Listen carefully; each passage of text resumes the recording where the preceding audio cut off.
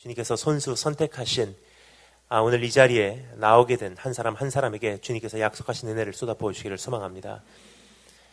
오늘 목사부터 어린아이에게 이르기까지 단 한 사람도 공로 없사오니 예수 그리스도의 보혈로만 덮어주시고 주 성령께서 우리에게 다시 한번 우리에게 기름 부으시고 말씀해 주시는 시간 되기를 소망하고 지금부터 시간을 주님 손에 의탁하오며 살아계신 주 예수 그리스도의 이름으로 기도합니다. 성경에 보면요, 두 가지 큰 부르심이 있는 것을 보게 됩니다. 그것은 무엇이냐면요, 깨어나라, 그리고 깨어 있으라. 일어나라, 일어나 있으라는 거예요. 그런데 우리가 최근에 지난 몇 년 동안 굉장히 깨어나라, 잠자는 자여 일어나라 하는 메시지를 많이 접했다고 생각을 합니다. 징조에 대한 메시지로 하나님께서는 온 세계를 흔드셨고요. 지금 온 세계에 우리가 상상치도 못했던 어떠한 기근과 혹은 그 경제 위기 또는 어떠한 자연재해로 인해 하나님께서 잠자는 자들, 잠자는 교회를 깨웠다고 생각을 합니다. 하지만 중요한 것은요, 성경에는 균형을 우리에게 요구한다는 것을 우리가 기억하기 원합니다. 그것은 무엇이냐면 깨어나는 것으로 끝나지 않는다는 것입니다. 잠자는 자가 일어나는 것으로 우리의 구원이 완성되지 않는다는 것입니다. 정말 지금 이 시대에 하나님께서 원하시는 것, 이제 우리가 하반기에 들어서서 우리에게 주시고 계신 그 부르심 무엇이냐면요, 이제 깨어 있으라, stay awake, 일어나라 정도의 차원이 아니라 wake up, 일어나라는 차원이 아니라 stay awake, 깨어 있으라라고 우리에게 당부하신 주님의 음성에 우리 함께 귀를 기울여 보도록 하겠습니다. 깨어 있으라라고 부르시는 그 주님의 음성, 대표적인 말씀, 오늘 이 말씀이 아닌가 생각이 됩니다. 우리가 보통 깨어있는 성도, 깨어있는 교회, 깨어있는 어떤 신앙인 그림은 우리가 가지고 있는 보통 생각은 마지막 시대의 정보를 많이 알고 있는 교회, 혹은 이스라엘을 위해서 운동하고 있는 어떠한 집단, 혹은 특별한 어떠한 성령 운동의 은사 위주의 어떠한 집회 현장에 익숙한 교인이라고 생각을 합니다. 하지만 오늘 깨어있는 성도에 대해서, 깨어있는 교회에 대해서 주님께서 오늘 에베소 5장 말씀을 통해서 그림을 그려주시는데요, 우리가 알고 있는 그림과는 너무나 동떨어진 것을 보게 됩니다. 오늘 정말로 깨어있는 성도, 깨어있는 교회의 모습은 어떤 모습인지 우리가 좀 더 본질적으로 들어가서 이 5가지를 우리가 한번 살펴보도록 하겠습니다. 첫 번째, 사랑 안에서 행하는 것. 두 번째, 거룩함 속에 행하는 것. 세 번째, 빛 가운데로 행하는 것. 네 번째, 분별력을 통하여 행하는 것. 그리고 마지막 5번째, 성령 충만으로 행하는 것. 이제 정말로 깨어있는 교회로서 주님 앞에 온전히 행하기 위해 우리가 어떻게 행해야 하나 5가지 우리가 살펴보도록 하겠습니다. 그럼 첫 번째, 따라해주셔서 감사하겠습니다. 사랑 안에서 행하는 것. 우리가 지금 읽은 본문 말씀을요, 다니엘 김 목사의 어떠한 말씀이 아니라 주님 말씀이 정말로 그렇게 오늘 말씀하고 있는 것을 우리가 한번 들어보기 위해서 직접 읽어보도록 하겠습니다. 1절, 2절 말씀 다 같이 사랑 안에서 행하라 우리에게 요구하신 주님의 음성 함께 읽도록 하겠습니다. 1절, 2절 시작.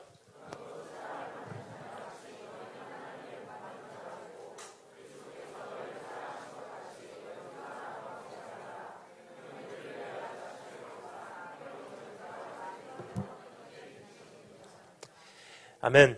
여러분, 사랑이라고 하면요, 우리가 보통 생각할 때 굉장히 많이 익숙하고 따라서 막연한, 어떻게 보면 좀 우리에게는 이렇게 좀 너무나 많이 접했기 때문에 무감각해진 단어가 아닌가 생각이 됩니다. 교회는 사랑의 공동체라는 사실을 우리가 너무나 잘 알고 있고요. 그리고 성도로서 사랑이 당연하다는 것을 우리가 너무나 잘 알고 있습니다. 그래서 오늘 첫 번째로 우리가 깨어있는 자의 모습은 어떤 모습인가?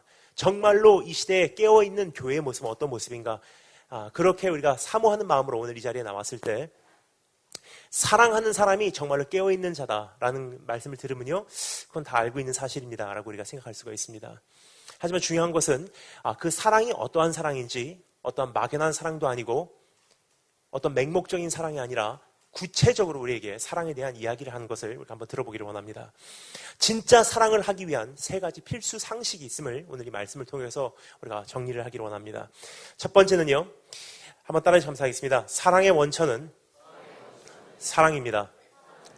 사랑에 대한 필수 상식 첫 번째, 사랑의 원천은 사랑이라는 사실입니다. 1절 전반에 이렇게 기록되어 있죠. 그러므로 사랑을 받은 자녀같이 너희도 서로 사랑하라. 무슨 뜻입니까? 사랑의 원천은 사랑이라는 뜻이에요. 사랑을 받았기에 사랑할 수 있는 것이, 사랑을 받아본 경험이 없으면요, 참된 사랑을 할 수 없다는 것입니다. 용서를 받아본 경험이 있는 사람만이 용서를 할 수 있다는 뜻이에요. 즉 내가 사랑해야지 노력해서 되는 것도 아니고 교회가 온전한 교회로 우리가 세워나가기 위해서 사랑을 해야지 하고 노력해서 세워지는 공동체도 아니라는 사실입니다. 그럼 참된 사랑의 공동체는 어디서 시작되냐? 참된 성도의 사랑의 모습은 어디서 시작되냐? 내가 얼만큼 용서받았는지, 내가 얼만큼 사랑받았는지를 먼저 주님 앞에서 다시 한번 우리가 뼈저리 깨닫지 않는 한 그러한 삶은 우리가 생각도 조차 못한다는 것입니다.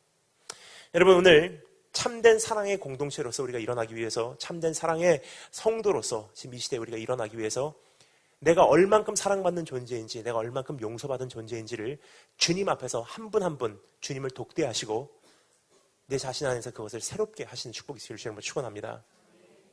여러분, 사역은 굉장히 많습니다. 근데 주님께서 우리의 사역을 위해서 죽으신 적이 없다는 사실이에요. 제가 한때 굉장히 함께 오랜 시간을 보냈던 한 목사님이 계십니다. 그 목사님께서 저에게 이렇게 말씀하시더라고요. 제가 어렸을 때 일입니다. 그분이 이제 노방전도를 굉장히 좋아하셔서 대한민국 전국으로 노방전도를 다니시며 저를 옆자리에 태우시고 이렇게 동해 번쩍 서해 번쩍 이렇게 다니셨던 기억이 납니다. 저는 그때 중학교 3학년, 고등학교 1학년 정도였습니다. 근데 그분이 이렇게 운전을 하시면서 저에게 이렇게 여러 가지 말씀을 나눠주세요. 근데 지금까지도 그 여러 가지 말씀 가운데 어떤 말씀들은 제 가슴에 이렇게 어떠한 큰 틀로서 이렇게 세워져 있는 것을 경험하게 됩니다. 그분이 저에게 이런 말씀을 했던 기억이 납니다. 다니엘, 내 목사님, 주님께서 우리의 사역을 위해서 죽지 않으셨대. 예? 여쭤보니까 주님께서는 나를 위해서 죽으셨대. 주님께서 우리에게 요구하시는 것은 사역을 해라라는 것을 단 한마디도 우리에게 말씀하시지 않았다는 것입니다. 서로 사랑하라고 말씀하셨지.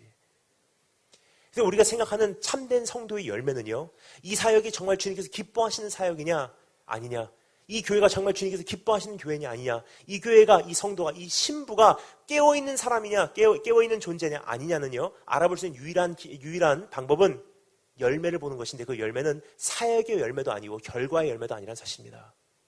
성경에 나와 있는 이 열매라는 단어가 우리가 많이 접하는 단어 중에 하나가 아닌가 생각됩니다. 근데 열매라고 하면요, 우리 보통 이렇게 생각을 합니다. 사역의 열매, 어떠한 선교 현장의 결과라고 생각합니다. 하지만 여러분, 우리가 이중성으로 우리가 하나님의 말씀을 듣지 않나 생각을 합니다. 우리가 보통 사역도 열매고 내 신앙의 어떤 성품도 열매라고 생각을 하지만, 성경이 단 한 번도 내 성품에 대해서 열매라고 부른 적 없고요, 내 사역에 대해서, 어떠한 사역의 결과에 대해서 열매라고 부른 적이 없다는 사실입니다. 거의 한 가지 경우에만 우리에게 열매라는 단어를 사용하십니다. 그것이 언제냐면요, 성령의 열매예요. 여러분 기억하십니까? 갈라디아서 5장 말씀 제가 읽어드리겠습니다. 오직 성령의 열매는 사랑과 희락과 화평과 오래 참음과 자비와 양성과 충성과 온유와 절제니 이와 같은 것을 금지할 법이 없느니라. 첫 번째 열매가 뭐죠? 사랑이에요.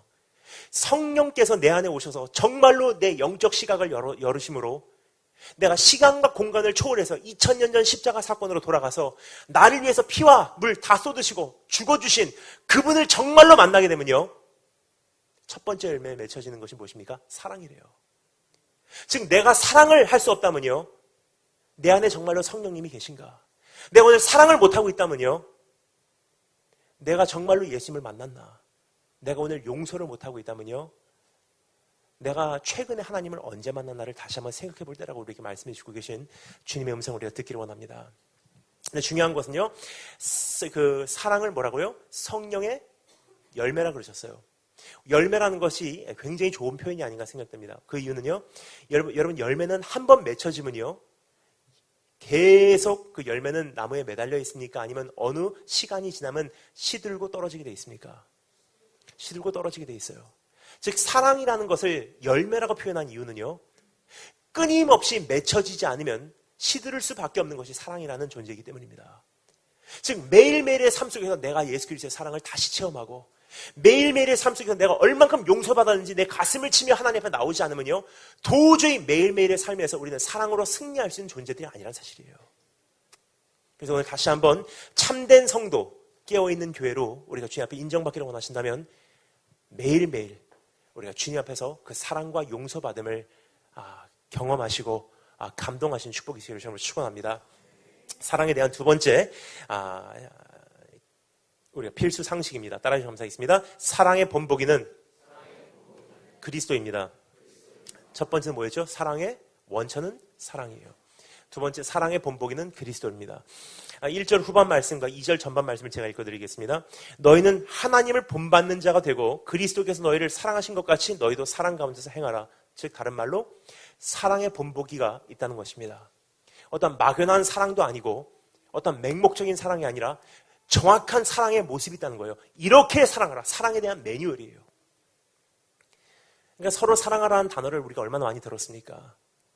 근데 사랑이라는 것은요, 그냥 감동적으로, 감성적으로 사랑을 해야 되겠구나 해서 이루어지는 것이 아니라는 것입니다. 분명한 사랑에 대한 매뉴얼이 있대요. 본보기가 있다는 것입니다. 누구입니까? 하나님이요.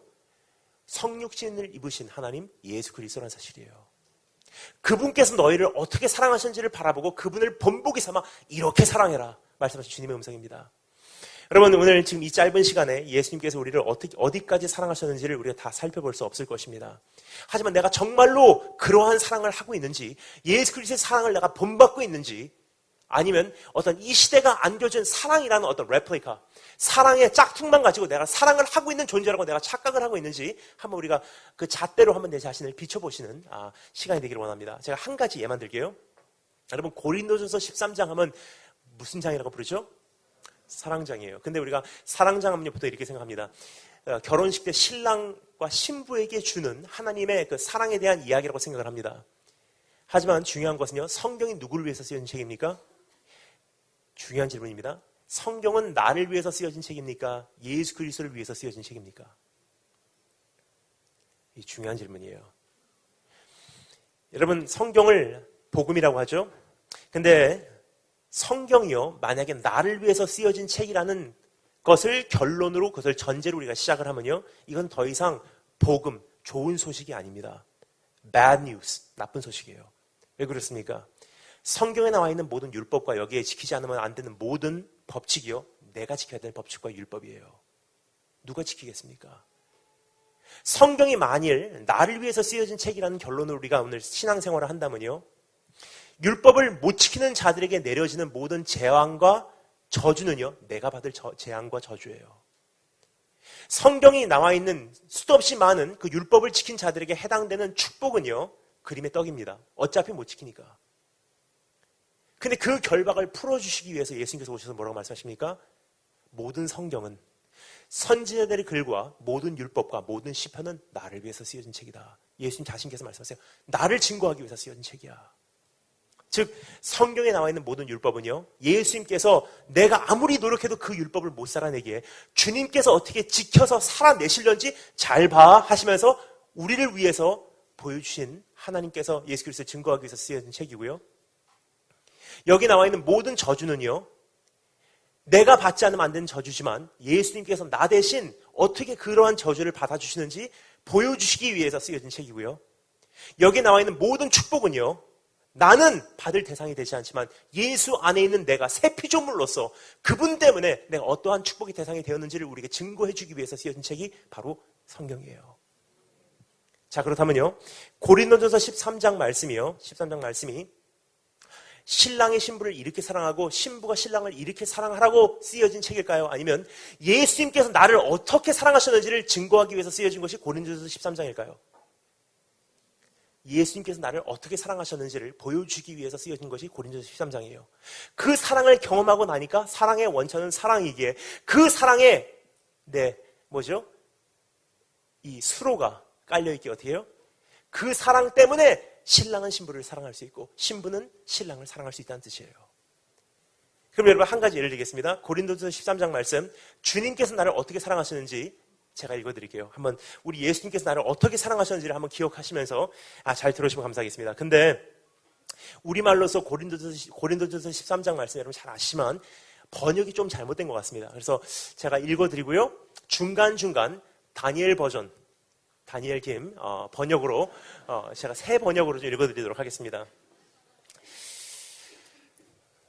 사랑은 오래 참고, 바로 이것입니다. 여러분, 예수님은 오래 참으셨고 사랑은 오래 참고 사랑은 온유하며 라고 되어 있는데 좀 번역이 틀렸습니다.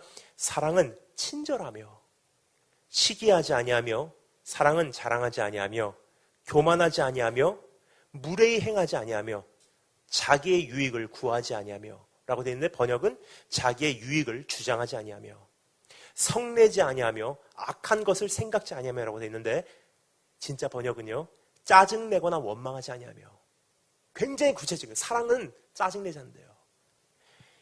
불의를 기뻐하지 아니하며 진리와 함께 기뻐하고라고 되어 있는데 진짜 번역은요 불의는 용납하지 않지만 진리로 인해 함께 기뻐하며 모든 것을 참으며 모든 것을 참으며라고 되어 있는데 진짜 번역은요 모든 것을 덮어주며 모든 것을 믿으며 모든 것을 바라며 모든 것을 견디느니라.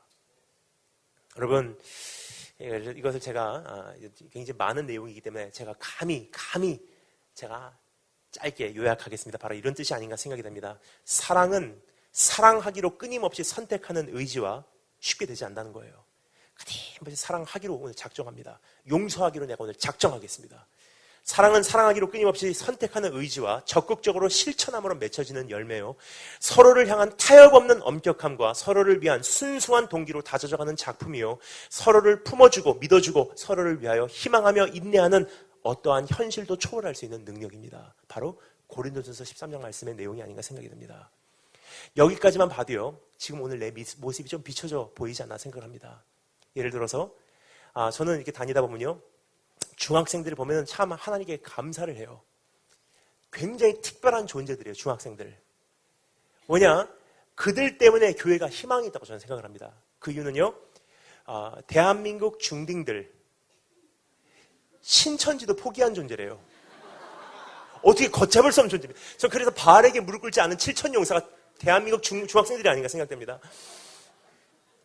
그냥 제가 다니다 보니까 제가 느끼는 것은요, 요즘에는 중고등부로 나누기보다, 제 느낌입니다. 중고등부로 나누기보다 이제는 고대학부로 나누는 것이 오히려 정확하지 않나 생각이 되고요. 그러면 초중등부로 나누냐? 또 그것도 안 맞더라고요. 왜냐? 초등학생들이 나쁜 영향을 받습니다. 그럼 중학생들은 어떻게 하냐?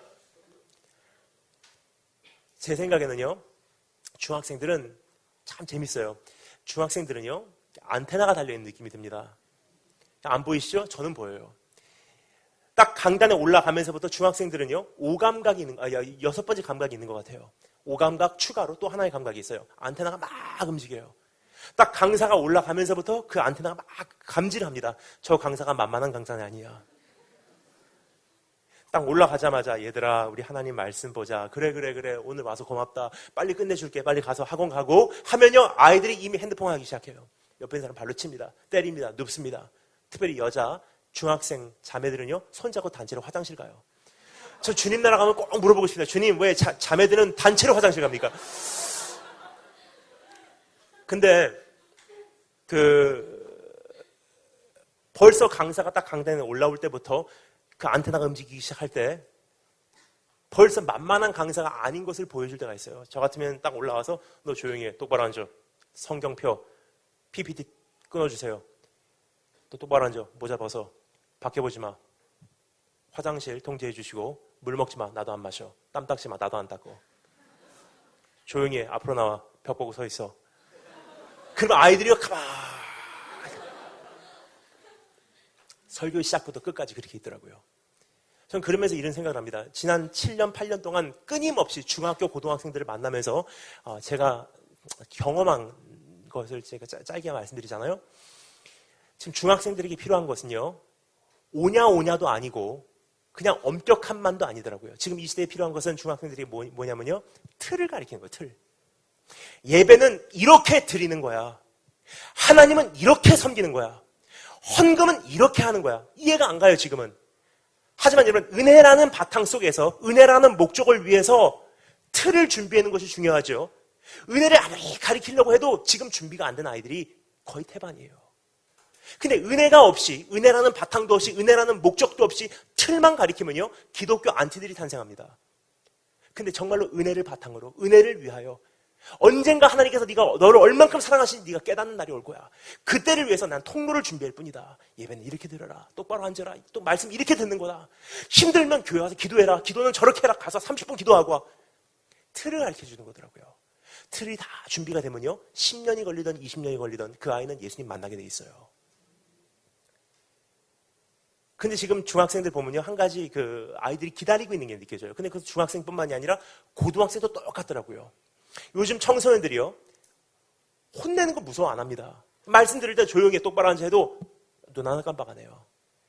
근데 전번에 가니까 머리를 노랗게 물들인 아이가 와서 저를 찾아와서 저에게 이야기를 합니다. 캠프에서 딱 마치고 제가 강릉에서 내려왔는데 그 아이가 저를 찾아오더니, 목사님, 우리가 솔직히 뭘 무서워하는 줄 알아요? 머리에 노랗게 물들이고 오네요. 귀골이 막 뚫고. 그래서 뭘 무서워하는데, 우리는 목사님들이나 교사 선생님들이 우리에게 소리 지르는 거 우리는 안 무서워요. 교회에서 우리 혼내는 거 우린 눈 하나 깜빡 안 해요. 근데 우리가 정말로 불안해하는 거예요. 목사님 뭔지 아세요? 뭔데? 목사님과 교사 선생님들이 아는 정답을 알면서도, 진리를 아시면서도, 우리가 나가야 하는 그 방향을 아시면서도 불구하고 우리가 귀찮아서 올바른 길로 우리를 인도해 주지 못하실까 봐 우린 두렵습니다.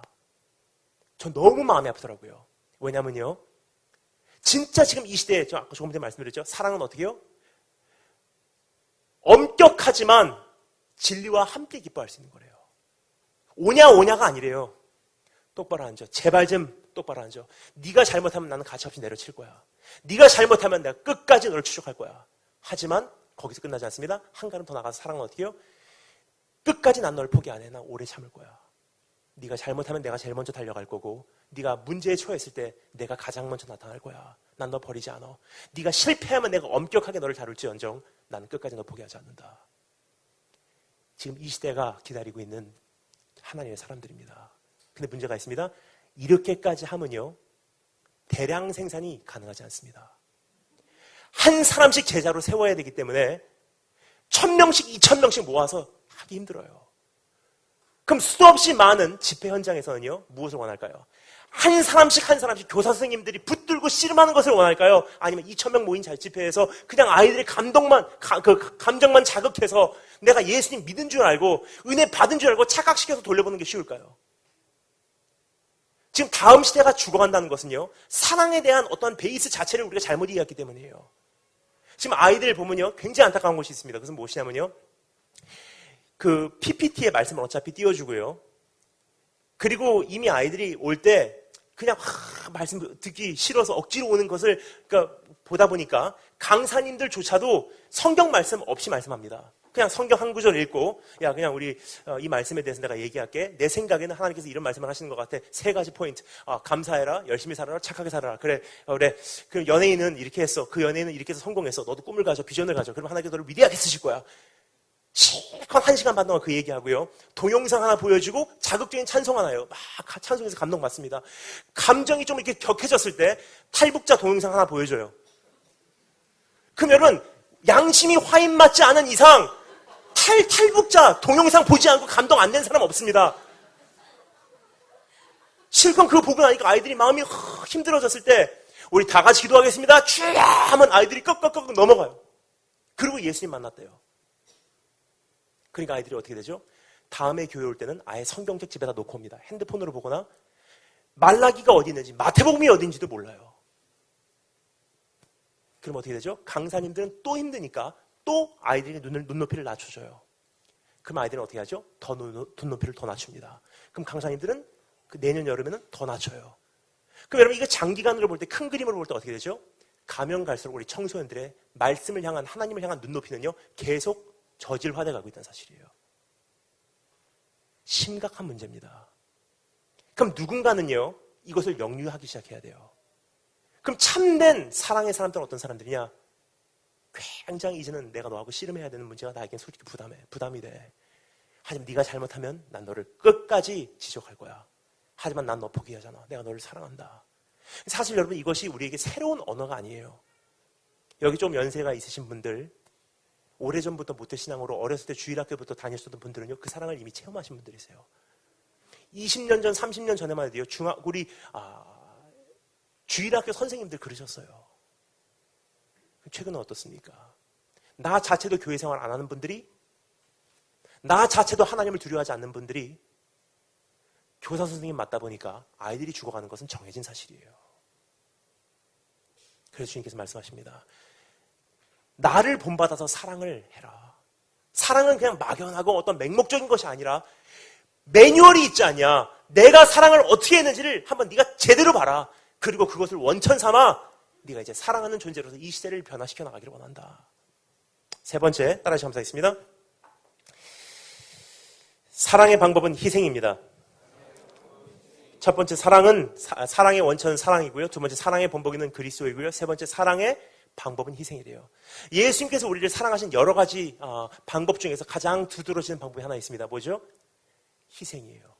오늘 이 말씀에 이렇게 기록하고 있습니다. 2절 후반에 그는 우리를 위하여 자기 자신을 이르사 아니에요. 이른 것은요, 자기의 의도가, 자기의 어떤 의지가 담겨져 있지 않습니다. 그 예수님께서 어떻게 하셨다고요? 자기를 버리사. 내가 취할 수도 있고 내려놓을 수 있지만 나는 너 때문에 내려놓기로 작정하겠다. 자기 자신을 버리사 향기로운 제물과 희생 제물로 하나님께 드리셨느니라. 무슨 뜻입니까? 나를 어디까지 사랑하셨는지, 주님께서 나를 위해서 어디까지 희생하셨는지를 보면요, 내가 어떠한 희생이, 내가 사랑하기 위해서, 지금 이 시대에 정말 사랑하는 성도로서, 사랑하는 공동체로서 어떠한 희생이 나에게 요구되는지가 이제 보여지기 시작해요. 여러분, 지난번에 제가 그 마가의 다락방 기도원에서 말씀을 나누면서 이런 말씀을 드린 적이 있습니다. 막 그 다니면요, 굉장히 많은 어머님들이 저를 이렇게 찾아보세요. 근데 저는 이미 그분들이 저에게 찾아오실 때 거의 이제 감을 잡습니다. 저에게 이게 안테나가 있는 것 같아요. 왜냐? 거의 90% 이상의 상담 내용을 이미 저는 알기 때문입니다. 어떤 내용이냐면요, 목사님, 상담이 있습니다. 네, 말씀하세요. 우리 아이가 중학생 때, 초등학생 때, 고등학생 때 정말로 엄마 따라서 열심히 교회 다녔어요. 중학교 때는 정말 목사가 된다 그랬고요. 고등학생 때는 교회에서 찬양 인도도 했고요. 고등학교 여름에는 단기 선교행도 갔다 왔고요. 중고등부 무슨 회장도 했고요. 나중에 목사가 되는 게 꿈이었고요. 찬양 사역자 되는 게 꿈이었어요. 근데 요즘에 대학을 가서 혹은 군대를 다녀와서 혹은 취업한 다음에 이제 교회를 나가지 않아요. 목사님 어떻게 할까요? 여러분, 그런 상담이요, 거의 90% 이상이에요. 저는 그분들께 뭐라고 말씀드린 줄 아십니까? 그냥 기도할게요. 그거밖에 말 못하거든요, 사실. 진짜로 이분의 마음이 갈급한 것을 느끼면 솔직히 말씀드려요. 진짜로 그분들에게 말씀드리길 원하는 것은 바로 이것입니다. 그 자녀는 안 돌아옵니다. 어렸을 때부터 믿음 생활을 했건만 대학을 가면서 군대를 다녀와서 취업을 하면서 주님을 떠났다는 것은요, 의도적인 선택이에요. 그것은 빙산의 일각이지 어떤 하루아침에 일어난 일이 아니란 사실이에요. 어렸을 때부터 우리 아버지 장로님, 권사님, 집사님 정말 열심히 교회 다니는 것 같은데 집에 오면 이중생활하는 것을 목격하고 자랐기에 충분히 그럴 수 있었던 기회들이 많이 있었다는 사실이에요.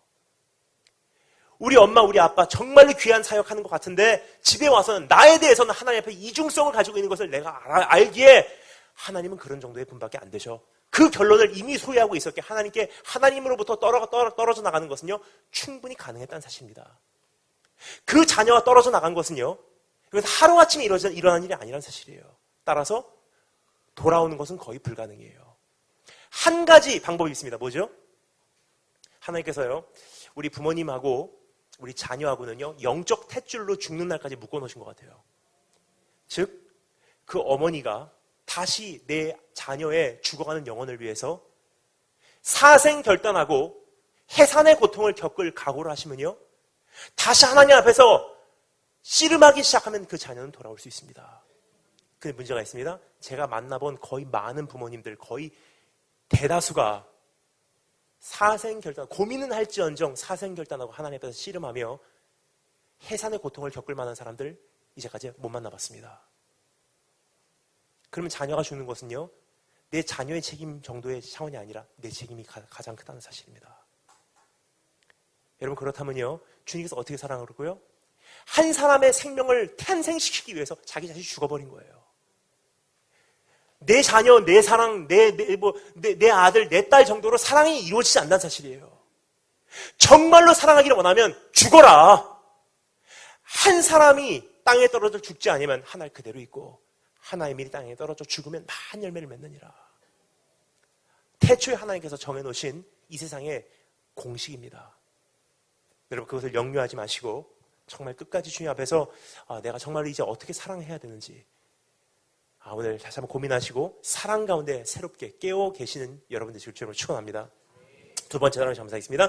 거룩함 가운데 행하는 것. 첫 번째는 사랑 가운데 행하라. 두 번째는 거룩함 가운데 행하라. 거룩함 가운데 행한다는 것은 무엇인지 우리가 3절부터 7절 말씀을 통해서 한번 읽어보도록 하겠습니다. 3절부터 7절 거룩함을 요구하신 주님 음성 함께 읽겠습니다. 시작.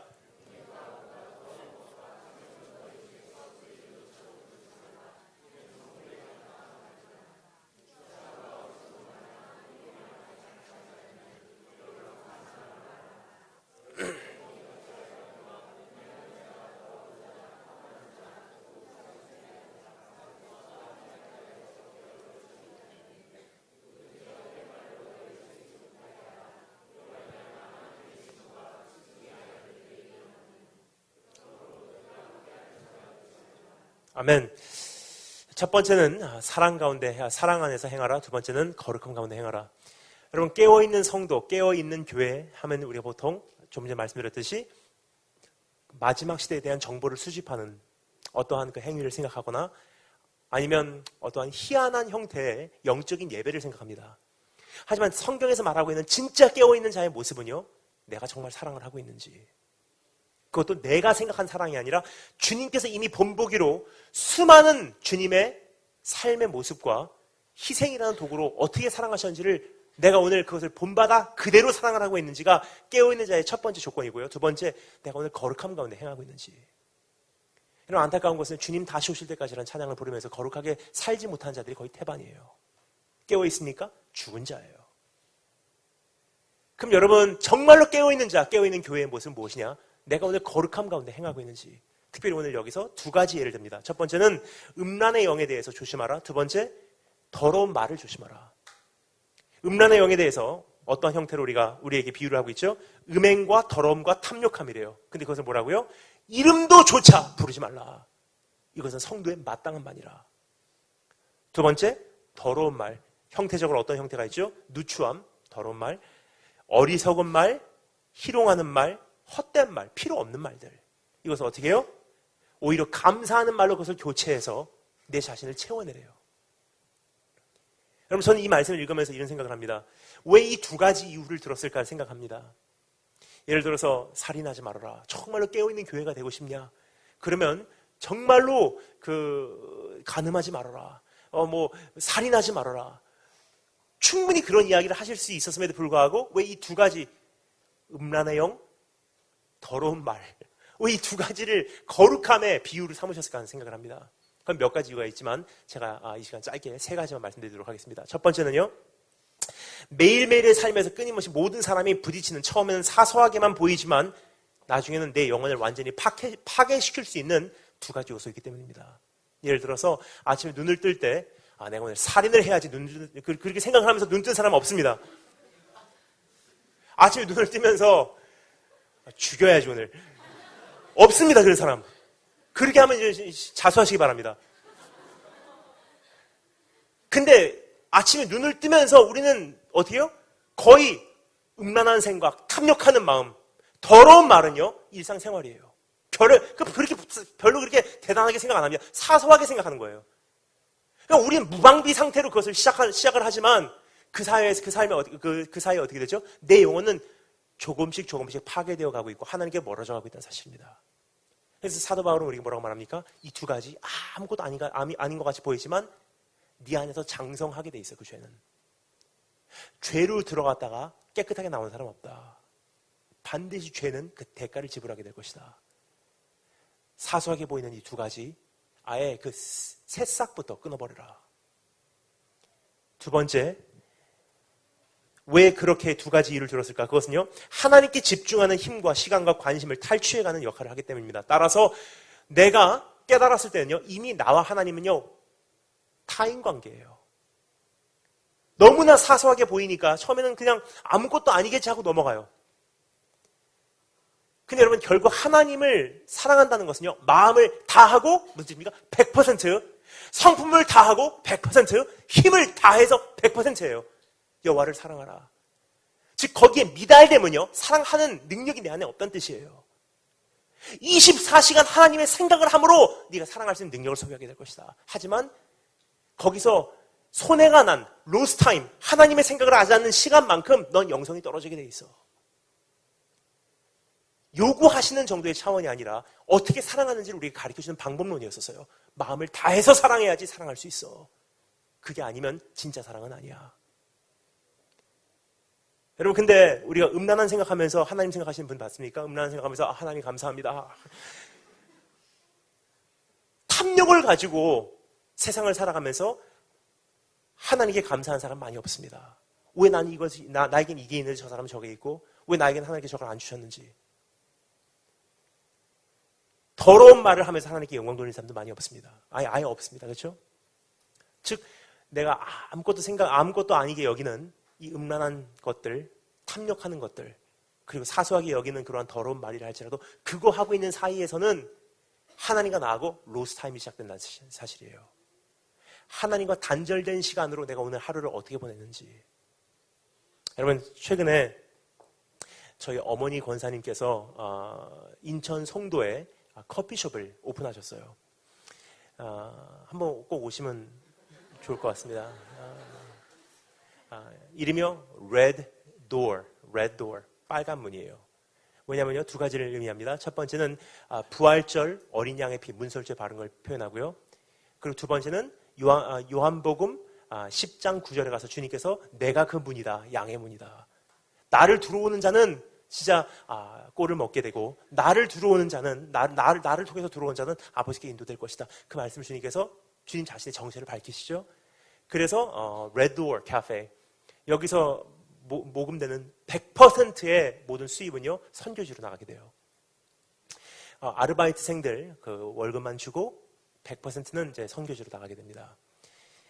근데 이제 저는 미국에서 이제 사관학교를 4년 마치고 미국에서 신대원을 다니면서 6년간 전도사 생활을 하면서 그것은 도저히 학비와 생계 유지가 되지 않기에 제가 6년간 미국에서 그 커피숍에서 매니저로 일을 했습니다.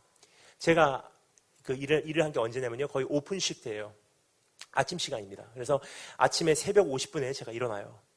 새벽 3시 50분에 일어나서 먼저 이제 제가 준비하고 커피숍에 갑니다. 그럼 사람이 아무도 없어요. 4시 45분에 제 커피를 끓이면서 다 이제 빵도 내놓고 베이글도 내놓고 스콘도 내놓고 다 준비를 해요. 그러면 이제 5시 반까지 준비를 하고 5시 반에 첫 번째 끓인 커피 한 잔을 마시면서 아침에 큐티를 합니다. 그리고 6시 딱 정각에 가게 문을 열어요. 그럼 6시부터 쫙 밖에까지 줄을 서서 출근하는 사람들 커피를 이렇게 합니다. 12시까지 일해요. 그래서 12시에 퇴근하자마자 돌아와서 점심 먹고 수업 들어갑니다. 수업 들어가면 오후 한 4시, 5시면 끝나요. 나오면 2시간 운동해요. 그럼 나오자마자 저녁 먹어요. 저녁 먹고 밤 7시, 8시 되면 다시 커피숍으로 가서 커피숍에서 책 읽다가 밤 11시면 돌아와서 씻고 자면 12시예요. 그럼 새벽 3시 50분에 다시 시작돼요. 월, 화, 수, 목 하고 금요일 날은 금, 토, 일 교회 사역이에요. 그게 6년을 했어요. 그러다 보니까 커피숍에 대한 것은 그래도 많이 경험이 있기 때문에 저희 어머니께서 이제 오픈하시면서 저에게 부탁했어요. 런칭까지만 해달라. 이거 오픈하는 데까지만 해달라. 그래서 이제 오픈을 했습니다. 이제 오픈을 11월 11일 날 오픈을 해요. 다음 주 월요일입니다. 예, 오픈. 근데 제가 하나님께 정말 죄송한 게 있어요. 뭐냐면요, 제가 지난주까지 굉장히 그것 때문에 바빴어요. 커피숍이 여러분 이게 보통 준비가 아니더라고요. 제가 매니저 일할 때와 진짜 커피숍을 제가 이거 오픈을 하려고 하니까 전혀 다른 차원이에요. 인테리어부터 시작해갖고 여러분 어느 정도까지 해야 되냐면요, 아이스 음료 잔을 고르는데 스트로가 꼬부라지는 거 원하냐, 똑바로 되는 거 원하냐, 검은색이냐, 투명색이냐, 빨간색이냐, 그 컵의 두께는 어느 정도고 높이는 어느 정도고 11아운스냐, 12아운스냐, 13아운스냐, 14아운스냐, 15아운스냐, 그거부터 시작해서요, 테이블의 높이는 이게 몇 센치냐, 스포트라이트냐, 할로겐이냐, LED냐, 굉장히 복잡하더라고요. 그걸로 인해서 이제는 제가 좀 많이 경험이 생겼기 때문에 프랜차이즈는 제가 쉽게 낼 수 있을 것 같습니다. 근데 그렇게 하다 보니까 하나님이 제가 어느 날 갑자기 깜짝 놀랐어요. 사업을 생각하다 보니까 어떻게 하면 이 가게 주님을 위해서 물론 합니다. 하지만 하다 보니까 지난주에 제가 막상 설교를 하려고 하잖아요. 어색한 거예요, 설교가. 그래서 하나님이 얼마나 회개하는지 모릅니다. 하나님, 잠깐 하나님을 위해서 한다는 이것조차도 잠깐 하나님에서부터 멀어지는 그 순간 내 자신을 지켜낼 수 있는 능력을 상실해버리더라고요. 그러면 정말로 깨어있는 성도는요, 사소한 것부터 지켜내는 성도입니다. 아무것도 아닌 말, 헛된 말, 그냥 쉽게 하는 농담, 남에게 덕이 되지 않은 말들, 그리고 내 안에서 일어나는 수도 없이 많은 탐욕과 음란한 감정들, 그거부터 다스리기 시작하는 것이 깨어있는 자의 한 가지 조건이래요. 오늘 그것을 다스리시고 그것을 정복해내시며 새로운 영역으로 나아가신 축복이 있으실 줄을 축원합니다. 여러분 오늘 걱정 마십시오. 오늘은 많이 제가 기도하고 준비하고 달려왔습니다. 지난주 한 번으로 충분합니다. 세 번째 이유가 있습니다. 그것은 무엇이냐면요, 교회와 사명을 파괴하는 역할을 하기 때문입니다. 첫 번째는요, 사소하게 보이지만 우리의 삶을 전체적으로 삼킬 수 있는, 어떻게 보면 가면을 쓰고 있는 것이 이 두 가지고요. 또 한 가지는 우리로 하여금 하나님께 집중하는 시간을 뺏어가는 역할을 하기 때문입니다. 그런데 세 번째는요, 우리의 삶을 완전히 파괴하는 것에 이 두 가지는요, 관심을 갖고 있어요. 그러면 사단의 관심은 우리가 죽는 것이 아닙니다. 따라서 성도에게 어떠한 암이 걸리고 무슨 병이 걸리고 그래서 내가 죽게 생겼고, 이거는 여러분 거의 사탄의 행위가 아니에요. 왜 그렇습니까? 성도가 죽는 것은요, 영광에서 영광으로 하는 통로거든요. 그러니까 사단은 우리를 죽이려고 하지 않아요. 예를 들겠습니다. 오늘 제가 다니엘 목사가 여기서 설교하다가 쓰러져 죽으면요, 하나님께 영광이에요. 그럼 사단이 저를 죽일까요? 아니에요. 안 죽여요. 살려놓습니다. 뭐냐? 죽으면 성화돼 버리거든요. 죽으면 예수 그리스도의 얼굴, 예수님의 형상으로 바뀌어 버리거든요. 죽으면 천국 가요. 죽으면 최후 승리예요. 그럼 사단이 우리를 죽이겠습니까? 웬만해서는 안 죽입니다. 살려두면은 죄짓게 돼 있거든요. 살려두면은 시간이 가는 만큼 변질돼 가거든요, 사람은. 그럼 사단은 웬만하면 살려둬요. 그렇지만 사단이 어떻게 한다고요? 우리를 죽이는 것 별로 관심 없습니다. 사단의 관심은 무엇입니까? 우리를 파괴시켜버리는 것, 파괴. 제가 여기서 죽는 것 사단은 원치 않아요. 하지만 다니엘 킴 목사가 언젠가 넘어져서 스캔들로 제가 파괴되고, 저를 바라보고 있는 수도 없이 많은 청년들이 파괴되고, 대한민국 교회가 파괴되고, 수도 없이 많은 성도님들이 상처받는 것을 사단이 원하고 있는 바예요. 그렇다면 여러분, 정말로 지금 이 시대에 가장 큰 문제가 되는 두 가지가 뭐죠? 음란한 것, 탐욕하는 것과 더러운 말이에요. 사실 여러분 요즘 몇 년 동안을 돌아보잖아요. 교회가 세상에게 참 나쁜 이야기를 듣는 이유도 바로 이 두 가지예요. 돈 문제, 여자 문제, 그리고 말 잘못해서예요. 내 자신만이 아닙니다. 나하고 하나님의 나라하고는요, 같이 묶여 있어요. 내가 이 세상에서 어떻게 사냐에 따라서 하늘문이 열리고 닫히고가 정해지는 사실입니다. 따라서 여러분, 우리가 영적 전쟁에 대해서 우리가 많이 생각하죠? 영적 전쟁. 여러분, 영적 전쟁 하면 무슨 생각하세요? 나사님 예수님은 이게 영적 전쟁이라고 생각해요. 맞습니다. 하지만 그게 다가 아니에요. 우린 어디까지나 이방인이에요. 이방인이 가지고 있는 영적 전쟁에 대한 정리하고 유대인들이 가지고 있는 영적 전쟁에 대한 정리하고는요, 하늘과 땅 차이예요. 우리가 생각하고 있는 영적 전쟁은요, 중보기도예요. 내가 어떤 사람이건 간에 마귀를 대적하면 영적 전쟁에서 승리한다고 생각합니다. 그게 아니에요. 유대인이 갖고 있는 영적 전쟁에 대한 정리가 더 정확하지 않나 생각합니다. 그럼 유대인은 어떤 정리를 갖고 있냐면요, 하나님께서는 마지막 시대에 아브라함에게 주신 축복이 성취됨으로 결국은 예수 그리스도를 통해서 하나님의 나라가 또 성취되고, 이방인과 유대인을 하나님께서 함께 회복시켜 주심으로 하나님의 나라의 이제 모든 회복이 완성된다는 사실이에요. 그렇죠? 그 구체적인 것은 이미 다 아시는 것을 제가 생각하고 더 구체적인 말씀드리지 않겠습니다. 하지만 여러분, 그렇다면요, 한 가지 예를 들어서 하나님께서 메시아를 보내실 때 누구의 씨앗을 통해서 보내신다고요? 아브라함의 씨앗, 다윗의 씨앗을 통해서 메시아를 보내신다 그랬어요. 그럼 사단은 어떻게 하죠? 영적 존재인데 이 세상에 권세 잡은 자들에게 세상을 다스릴 수 있는, 왕국을 통치할 수 있는 권세를 줘요. 사탄이. 뭐냐? 이 세상의 권세를 잡은 자래요. 그러면 이 세상에 어떤 왕이 되고 이게 세워지는 것은요, 물론 하나님께서 허용을 하시지만 이 세상에 공중 권세를 잡고 있는 사단이 왕도 세우고 대통령도 세우는 거예요. 어떻게 해요? 하나님 나라하고 굉장히 연관이 있어요. 아브라함의 씨앗을 통해서, 다윗의 씨앗을 통해서, 유대인의 씨앗을 통해서 메시아가 오셔야 돼요. 근데 메시아가 오시는 것을 그냥 영적으로 회방을 놓는 정도가 차원이 아니라 사실이에요. 메시아가 오셔서는 안 되기 때문에 아브라함의 씨앗, 다윗의 씨앗, 유대인의 씨앗을 말려버려야 돼요. 어떻게 하죠? 헤롯 왕, 느부갈네살, 사담 후세인, 히틀러 다 유대인 죽이기 운동이에요. 초림 예수 막기 위해서 어떻게 했습니까? 바로가 동원됐습니다. 초림 예수 막기 위해서 어떻게 했습니까? 헤롯 왕 동원됐어요. 2살 밑에 어린애들 다 죽여요. 예수님 메시아의 어떠한 모형과 메시아가 오시기 전에는요, 2살 밑에 어린아이들은 다 죽입니다. 왜냐? 씨앗이 말라버려야지 메시아가 못 오거든요. 그래서 주님 어떻게 했습니까? 오셨어요. 그러면 다시 오신대요. 어떻게 오신다고요? 이방인의 예정된 수가 차고 유대인들이 귀환해서 예정된 수가 차면 우리 주님 다시 오신대요. 그럼 주님이 다시 오시기 위해서는 또 한 가지 조건이 있어요. 뭐죠? 유대인들이 또 회복이 돼야 돼요. 근데 유대인들이 회복돼서는 안 되잖아요. 그럼 사단은 어떻게 합니까? 영적으로 회방을 놓는 정도입니까? 아니에요. 유대인이 회복되지 않기 위해서, 유대인이 예수 그리스도를 인정하지 못하기 위해서 어떻게 해요? 실질적으로 이제 일을 하기 시작합니다. 어떻게 해요? 사당 후세인을 동원합니다. 히틀러를 동원합니다. 호메이니를 동원합니다. 다 유대인 죽이기 운동이에요. 하늘에서 일어나는, 공중에서 일어나는 어떠한 영적 전쟁이요, 이 땅에서 실질적인 물리적인 어떠한 육체적인 전쟁으로 연결된다는 사실이에요. 그렇다면요, 이스라엘의 중요성을 알고 있는 유대인들은요, 이스라엘이라는 국가가 하나님 국가하고 연관이 있고 이스라엘이라는 국가가 하나님 나라의 모형이라는 것을 알고 있는 유대인들은요, 전쟁터에 나가면서 어떻게 싸울까요? 우리가 전쟁을 이기냐 지냐는요, 우리의 전쟁이 아니라는 사실이에요. 하나님 나라가 이스라엘을 통해서 이 땅에 펼쳐지냐 안 펼치냐의 영적 전쟁이에요. 그럼 이스라엘 군대들은 지금 어떻게 나가냐면요, 전쟁터 나가면서 우리가 육체적으로 우리를 대적해서 오는 저 사람들과 싸우고 있지만 만군의 여호와 되신 하나님도 공중에서 지금 동시에 전쟁을 치르고 있다는 것을 믿고 있는 것이 유대인들의 영적 전쟁에 대한 정리예요.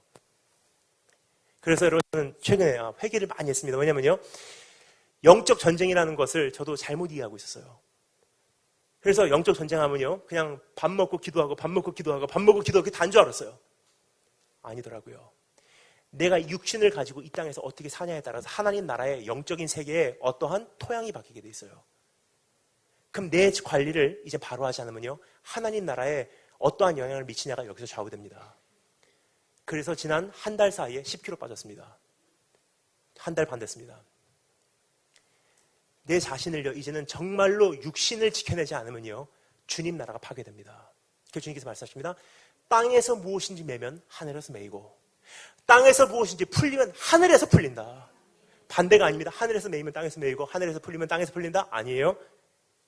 내가 땅에서 어떻게 살아냈냐에 따라서 하나님 나라의 영적 세계가 어떻게 변하는지가 정해져 있고요, 내가 땅에서 어떻게 승리를 거두냐에 따라서 하나님 나라가 이 땅에 도래하냐 도래하지 않냐가 여기서 정해진다는 사실이에요.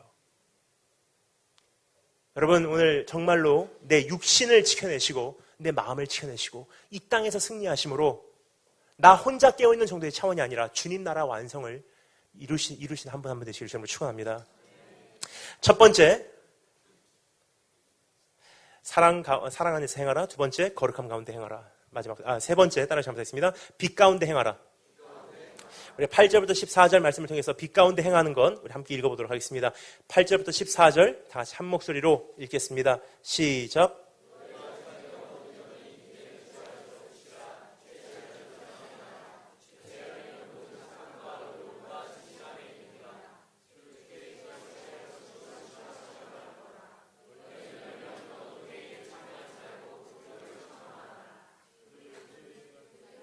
반갑습니다. 13절.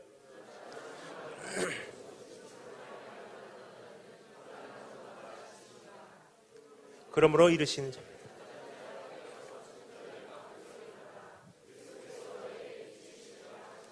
아멘.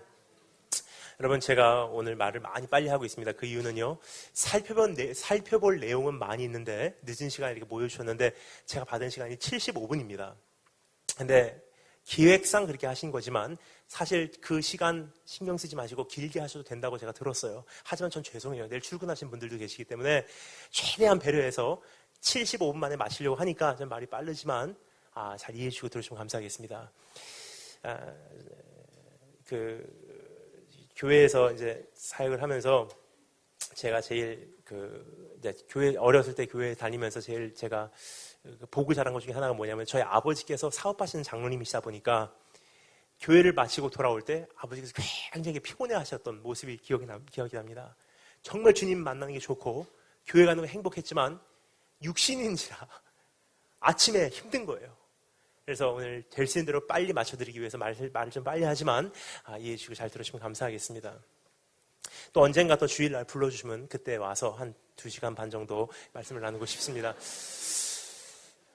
근데 첫 번째는 사랑 안에서 행하라, 두 번째 거룩함 가운데 행하라, 세 번째 빛 가운데 행하라. 근데 여러분 빛 가운데 행하라는 것을 우리가 많이 듣고 이미 알고 있다고 생각합니다. 빛 가운데 행해야 되는구나. 성도로서 이젠 정말 바로 살아야 되는구나. 굉장히 많이 듣고 왔고 이미 아는 거예요. 하지만 여러분, 빛 가운데 행하는 것은 여러분 구체적으로 무엇을 의미합니까? 빛 가운데 행한다는 건 무엇인지 오늘 이 말씀에서 우리가 짧게 세 가지로 나누어서 살펴보도록 하겠습니다. 첫 번째는요, 빛의 자녀로서의 신분을 자각하는 것이 가장 먼저 우리가 거치지 않으면 안 되는 과정입니다. 내가 정말 빛의 자녀라는 것을 먼저 자각하는 것이 빛 가운데 행하는 첫 번째 조건입니다. 제가 읽어드리겠습니다. 8절 말씀. 너희가 전에는 어두움이더니 이제는 주 안에서 빛이라. 빛의 자녀들처럼 행하라. 뭐냐면요, 굉장히 우리의 빛으로서의 삶을요 단순화시켰어요. 전에는 전에는 어두움, 지금은 빛의 자녀. 그러면 빛 가운데 행하라. 마치 쉽게 이렇게 말하는 것입니다. 빛인지를 네가 정말 알면은 빛까지 행하면 돼. 그렇게 어렵지 않아. 네가 빛인 거를 자각하냐? 네가 정말로 그것을 안다면 복잡해하지 마. 빛같이 살아. 이게 마땅한 거야. 굉장히 단순해요. 즉 이런 뜻입니다. 그 삶이 너에게 어울린다고 생각하냐? 빛의 자녀라고 하면서 너 그게 맞다고 생각하냐? 목사라고 하면서 장로라고 하면서 너 그게 어울린다고 생각하냐? 한번 생각 좀 해봐라. 네 자격, 네 신분이 누구인지를 네가 정말 안다면 그거 안 했을 거야. 조금만 생각해봐도 알 수 있는 문제야. 네 자신이 누구인지를 네가 잃어버렸기 때문에 지금 저지르고 있는 문제지. 네 자신이 누구인지를 한번 생각해봐라. 전에는 어둠, 지금은 빛. 그럼 빛같이 살아. 정당화시키지도 말고 자기 자신을 어떻게 설명을 하려고 하지 말고 어떤 변명도 만들지 말고 옳으냐 그릇되냐를 분명히 나눠주신 하나님 앞에서 양심껏 한번 살아봐라. 첫 번째 단계, 빛의 신분을 자각하는 것입니다. 두 번째, 따라 점사하겠습니다. 첫 번째는 빛의 신분, 두 번째, 빛으로서의 열매를 찾아가는 것입니다. 제가 제1교포 3세다 보니까 발음이 때로는 엉뚱할 때가 있습니다. 빛으로서죠. 빛으로서가 아니라 빛으로서의 열매를 찾아가는 것입니다. 9절부터 12절 보면요. 빛의 열매는 모든 착함과 의로움과 진실함에 있느니라. 이것을 이제는 시험해보며 진짜로 내가 오늘 올바른 빛의 삶을 살고 있는지 아닌지를요. 내 자신을 한번 이렇게 그 잣대로 점검해 가라는 뜻이에요. 웬만한 건 그냥 생각해보면 압니다. 이것은 빛으로서의 신분에 어울리지 않는구나. 이건 나에게 안 어울리는구나. 그렇지만 그것이 굉장히 애매할 때가 있어요. 그래서 우리에게 또 한 가지를 소개해 줍니다. 뭐죠? 착하고 의롭고 진실한지. 이 세 가지 열매를 보래요. 첫 번째, 여러분, 그 성경에서 말하는 이 착하다는 게 무슨 뜻입니까? 착하다 그러면 우리가 영어로 earnest를 생각합니다. earnest는 뭐냐면 착한 사람. 오늘 여기까지 제가 택시를 타고 왔습니다. 택시를 타고 오면서 참 택시 기사 아저씨에게 좀 감탄을 했어요. 택시 기사 아저씨가 굉장히 깊은 말씀을 하세요. 운전하시면서 착한 기준이 이제 뭔지 모르겠습니다.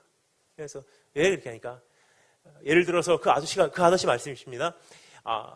유교를 참 배운 사람은 이제부터 착하게 살아야 되겠다 하면 그 사람이 말하는 착하다는 것은요, 유교에 근거한 착하다는 기준이고요. 불교를 도를 닦은 사람은 이제 착하게 살아야 되겠습니다 하는 것은 불교에서 말하는 그 기준을 배경으로 착하다는 정리를 한 거예요. 도둑질 하시는 분들은 착하게 살아야 되겠다는 것은요, 도둑질을 그만하는 정도가 착하게 사는 기준이에요. 그래서 성경에 말하는 이제는 착함의 열매를 추적하라는 것은 무슨 뜻입니까? 착함. 우리가 생각하는 그 착함이 아닙니다. 성경에 보면요, 이 착함이라는 단어는 good이라고 나와 있어요. good. 즉 좋은 성품, 착한 사람이 아니에요. 이 good이라는 것은 뭐냐면요, 깨지지 않은, 상처 입지 않은, 부정하지 않은 이라는 뜻이에요. 이스라엘 가서 저는 유대인들하고 이렇게 교제를 할 수 있는 시간이 많이 있습니다. 이번에 저는 이제 다음 주 월요일이면 캐나다 출국하고 일주일 만에 돌아와서 3일 후에 다시 이제 이스라엘로 출국을 하게 됩니다. 예, 알겠습니다. 아이고. 이 내용이 뭔지는 말씀드리지 않겠습니다.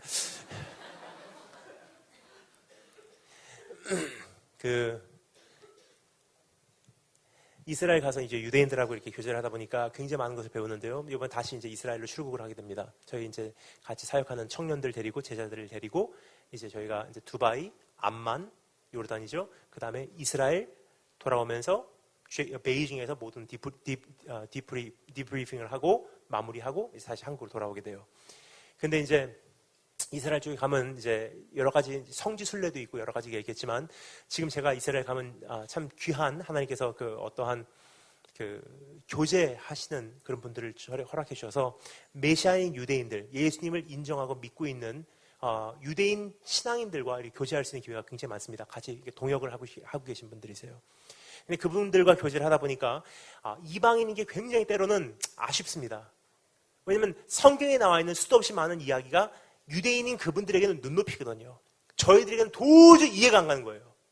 예를 들겠습니다. 예수님께서 병든 사람의 눈먼 자의 눈을 고치시는데 한 번은 침을 뱉어서 진흙에다가 반죽을 해서 그 사람 눈에 바르셔서 치유해 주셨어요. 저 어렸을 때 이 말씀을 읽으면서 이렇게 생각했습니다. 참 더러운 예수님이다. 뭐 침을 뱉을 생각을 했을까? 참 거룩하지 못하다. 근데 유대인들과 교제하다 보니까 좀 깜짝 놀랐어요.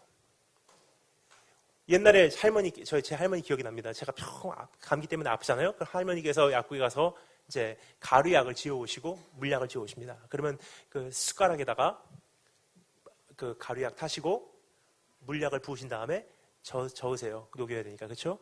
어떻게 하시죠? 약손이에요.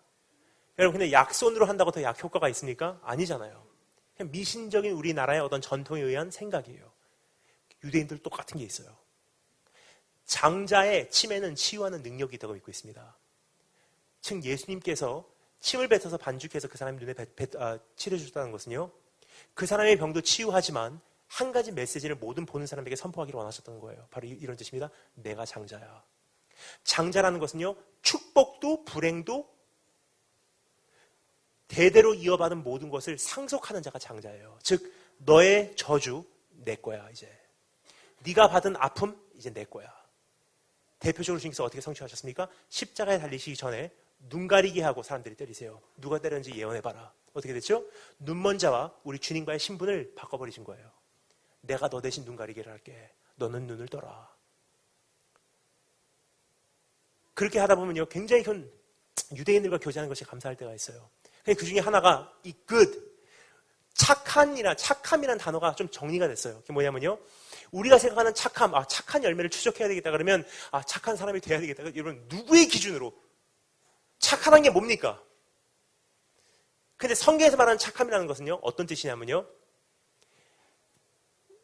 여러분 이스라엘 가면요, 거의 딱 두 개로 나눠져 있어요.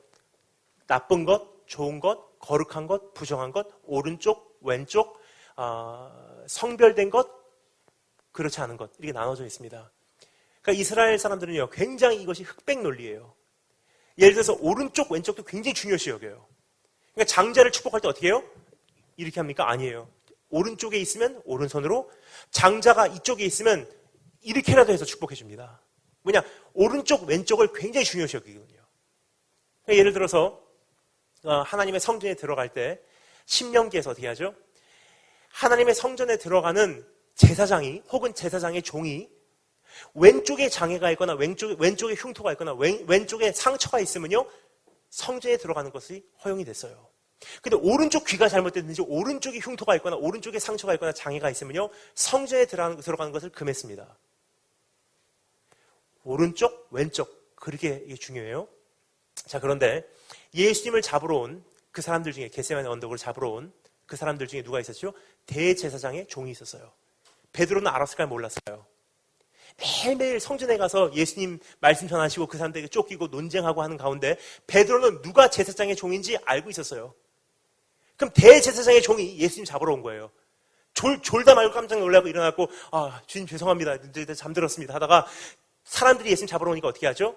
칼 들고서 대제사장의 종을 알아보니까 귀를 잘랐는데 어느 쪽 귀요? 성경은 어디라고 말하고 있죠? 오른쪽 귀예요. 왜 그럽니까? 여러분 대제사장의 종이라는 것은요 지금 같으면 그냥 어느 날 갑자기 내가 면접 보고서 이력서 내고서 대제사장의 종으로 취업하는 게 아니에요. 태어날 때부터 이 사람은 대제사장의 종으로 태어난 거예요. 어렸을 때부터 13살 때 성인식 올리기 전부터 그 제사장 집에 살면서 그냥 대제사장이 될 수 있는 그 절차를 거치는 사람들이었습니다. 이 사람이 평생 원했던 것은 언젠가 저 대제사장 같이 나도 성전에 들어간 사람이 돼야지. 인턴십하고 있는 사람이 한마디로. 그런데 베드로가 굉장히 야비해요. 어디를 자를까 하다가 오른쪽 귀를 잘라버린 거예요. 그 사람은 하루아침에 모든 인생이 무너져 내린 거예요. 그걸 주님 아십니다. 주님께서 혼내십니다. 칼 사용하면 칼로 망해 하시면서 귀를 주셔서 귀를 붙여주십니다. 말씀은 안 하셨지만 아마 이런 말씀이 아니었나 싶습니다. 그러지 마. 얘는 이거밖에 없는 애야. 여기서 말하는 오른쪽 왼쪽이라는 것은요. 착함을 의미합니다. 성경에서 말하는 good, 착함이라는 것은요. 왼쪽에 상처가 없는 사람, 깨지지 않은 사람, 부정하지 않은 사람. 즉 내가 정말로 하나님의 뜻을 이루고 있는지 빛 가운데로 행하고 있는지 알 수 있는 첫 번째 열매는요. 내가 오늘 이것을 행함으로 내 공동체가 깨지냐. 내가 오늘 이것을 행함으로 내 가정이 부정하게 되냐. 내가 이것을 행함으로 오늘 내 크리스찬 삶에 기드가 들어가냐. 착함의 열매, 파괴하는 것이냐 세우는 것이냐. 부정하게 하는 것이냐 거룩하게 하는 것이냐. 그것을 보면 내가 정말 어떻게 살고 있는지 웬만큼 주님의 인도하심을 우리가 느낄 수 있다는 뜻이에요. 두 번째 뭐죠? 착하고 의로운 겁니다. 예. 제가 만들어낸 말이 아니에요. 여러분 성경에 오늘 그렇게 써있죠? 9절 말씀이 빛의 모든 열매는 착함과 의로움과. 성경에 말하는 의로움이라는 것은 무엇이냐면요. 의롭다 그러면 우리가 보통 이렇게 생각합니다. 이제 내가 의로워야지. 공의로워야지. 근데 여러분 우리가 의로움이 있습니까? 없습니까? 없습니다.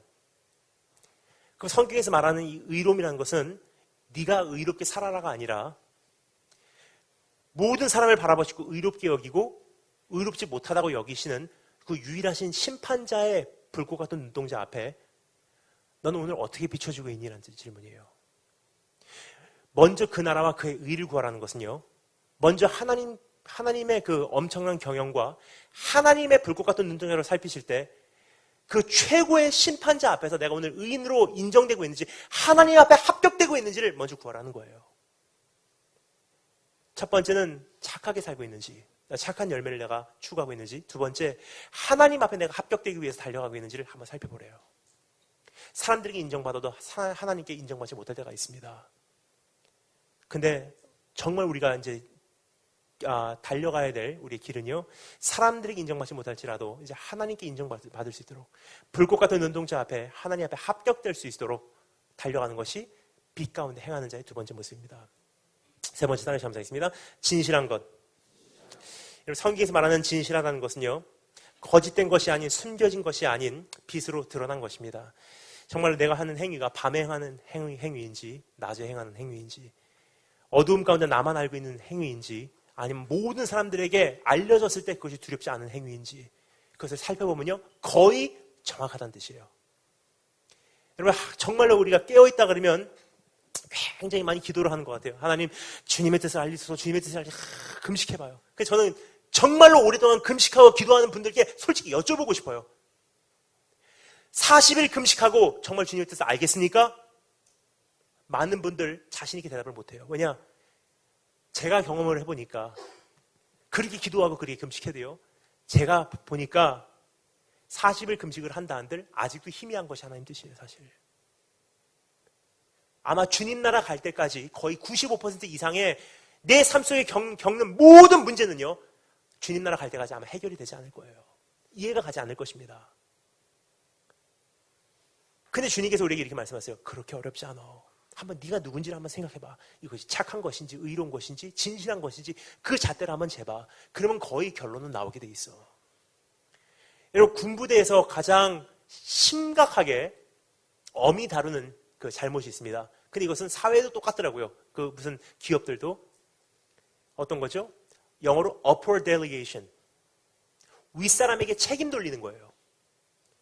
예를 들어서 신입사원을 데리고 올 때요, 혹은 새로운 소위를 임관시켜서 군부대로 데리고 올 때는요, 교회, 사회에 어떠한 군부대의 어떠한 그 기업의 예산이 있기 때문에 이 사람 말고 이 사람을 데리고 올 때는 이 사람에게 충분히 맡길 수 있는 그 능력이 소유돼 있기에, 그 사람이 소유하고 있기에 이 사람을 믿고 데리고 오는 거잖아요. 그렇죠? 그러면 우리가 이 사람을 계속 애를 돌보듯이 이거 해, 저거 해, 이거 해, 저거 해, 말 안 해줘도 이 사람 같으면 회사의 어떠한 방향을 다 이해하고 이 사람 같으면 내 마음을 이렇게 이해하고 내가 없어도 이 사람 같으면 이렇게 일을 진행할 것이다 하고 고용을 하는 거잖아요. 그냥 신입사원으로 우리가 들어와서 새로운 소위로 임관을 해서 모든 문제가 생겼을 때 어떻게 할까요? 어떻게 할까요? 어떻게 할까요? 어떻게 할까요? 그러면 어떻게 되죠? 잘립니다. 대표적으로 어떤 예가 있었죠? 두 형제가 예수님께 재산 분배해달라고 왔어요. 예수님, 재산을 분배해 주세요. 주님께서 뭐라고 말씀하십니까? Who has made an arbitrator over you? 내가 재산 분배하는 사람을, 나라는 존재를 왜 재산 분배하는 사람을 만들어내냐? 무슨 뜻이냐면요, 생각해. 네가 하나님께서 내게 지혜를 주셨고 지식을 주셨고 분별력을 주셨고 이미 충분한 경험을 주셨어. 이 정도의 문제를 가지고 나한테 오지 말아라. 여러분, 정말로 중요한 것은요, 지금 이 시대에 깨어있다고 하는 교회, 깨어있다고 하는 성도들이 너무나 깨어있다고 하는 그 막연한 그 생각 때문에 상식을 상실해버렸어요. 이 세상에서 통하는 어떠한 상식을 상실해버린 분들이 굉장히 많아요. 나는 깨어있습니다라고 하는 분들이 새벽 3시에 전화해서 하나님께서 이런 음성을 들려주십니다. 여러분, 성령님은 시간관념도 없으십니까?